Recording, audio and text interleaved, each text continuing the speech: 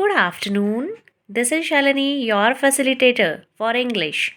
My next chapter, which I'm going to discuss, is one of the most interesting chapters and with the title A Letter to God. It's a story which is worded by G.L. Funes. It talks about Lencho, who was a hard working farmer and had immense faith in God. He had his house on the top of a low hill, means the height of hill was not more. Okay, so that is why he is using the word low hill, and it's the only house in the entire valley. Basically, it was an isolated house. Okay, from the house, he was able to have a look of his field of corn, and they are again going to ripe, but they were just the Lencho, the poor farmer, was wishing for a downpour, means rain, so that he should have better yield and he could make up better money.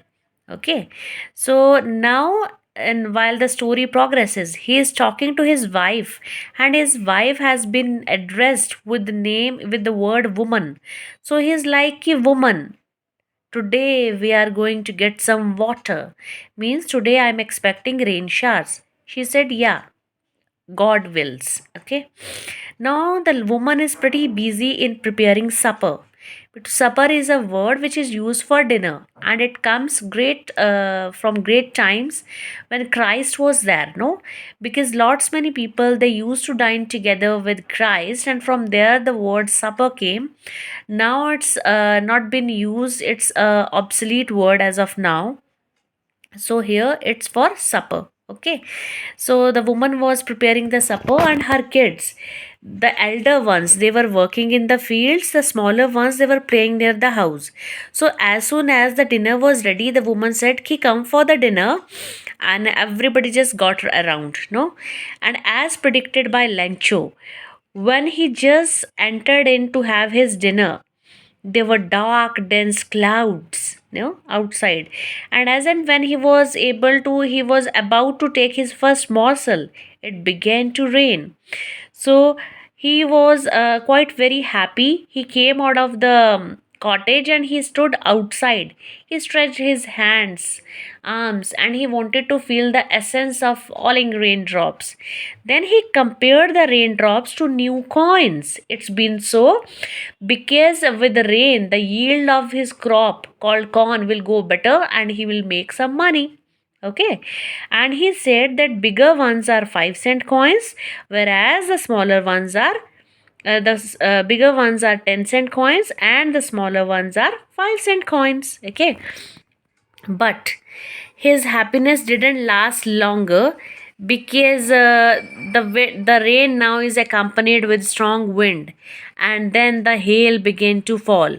Now here beta, Lancho's hopes turned into despair. Okay, and he satirically called these hailstones as frozen pearls. He's comparing these hailstones as frozen pearls, and he calls them new silver coins. So here it's the use of satire.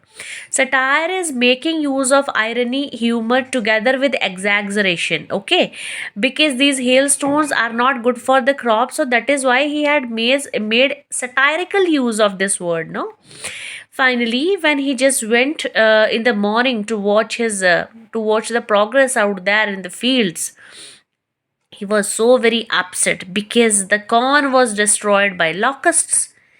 Locust is a kind of insect, and he has used a phrase, a plague of locusts, means the insects were in ample number and they have not left anything out of the corn. Now, this poor man, he has lost all his hopes and is quite very upset. He talks to his wife, woman, we all will go hungry this year. Then, after some time, he thought that if he lose hope, who will be able to just manage his family and all? So he said ki nobody has ever died of hunger, and God is our only hope. So finally, deciding amongst themselves, he thought of writing a letter to God. And instead of posting there, he went to the nearest town and he posted a letter. When he posted the letter and got back, the postman just took it up and he was into peals of laughter. Why? Because he has found a strange address on it. That is to God. So the postmaster asked, "Why you are laughing?" He said, "I have got a strange letter in entire of my life and it's been addressed to God." So the postmaster, along with his employees, they all went through the letter, but he was quite very happy that there are few persons in this world till today who are having unshakable faith in God. No, so he said, "Ki no, no, we don't want to just break the hopes of this farmer. He should have his faith like this only. So instead of just mimicking or just making fun of him, let us collect some money." They all collected some money, even the postmaster contributed, and finally they were to select they were able to collect 70 pesos. Beta, pesos is basically a currency which is used in old America. Okay, and they collected 70 pesos. On the next Sunday, Lencho came a bit early because he was hoping that God will definitely send across money as he has demanded. Okay, so then he just took up the envelope and the postmaster which the postmaster had just made for him. So he counted the money time and again, and then he got furious. Okay, he was so disappointed that he has demanded 100 pesos and he has got only 70 pesos for this.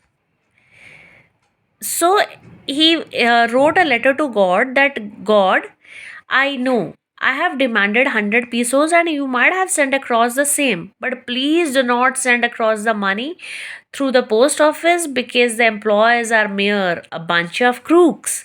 Means instead of thanking those people, he calls them a bunch of crooks.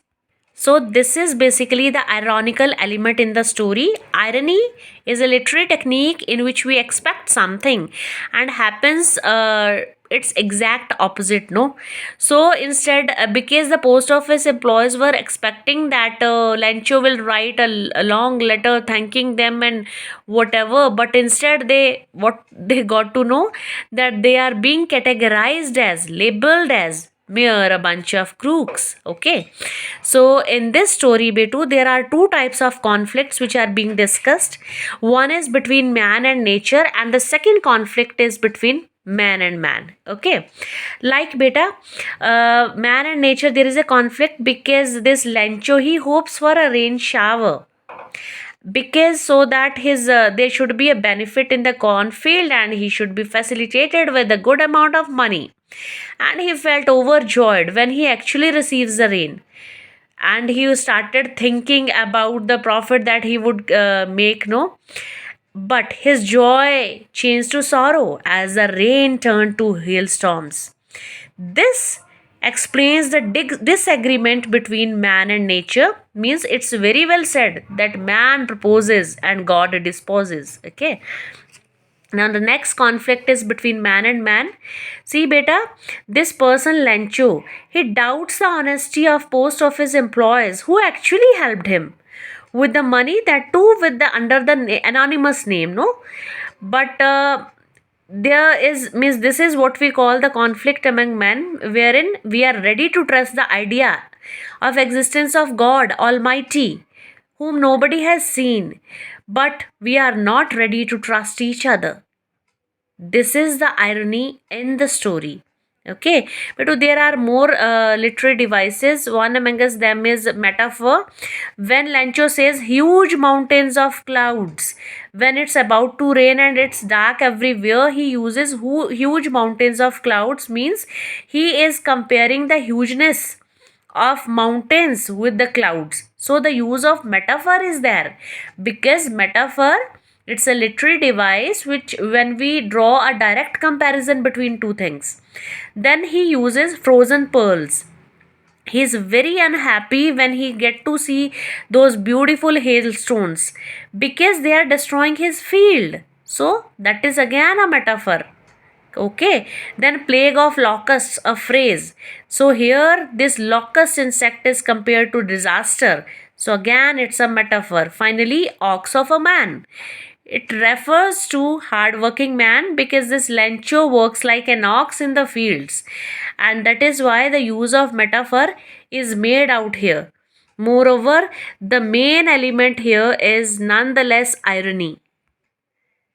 So this story basically talks about the ironical element, and it teaches us that the same famous dictum which we know in Hindi, neki kar darya mein dal. Okay, so whenever you are just doing something good, do not wish for the outcomes. Same goes to the people who just anonymously helped this person, and they were categorized, they were labeled as the mere bunch of crooks. Hope you might have understood the chapter. If so, kindly like, share, and subscribe. Thank you. Let's call it a day and see you in the next video.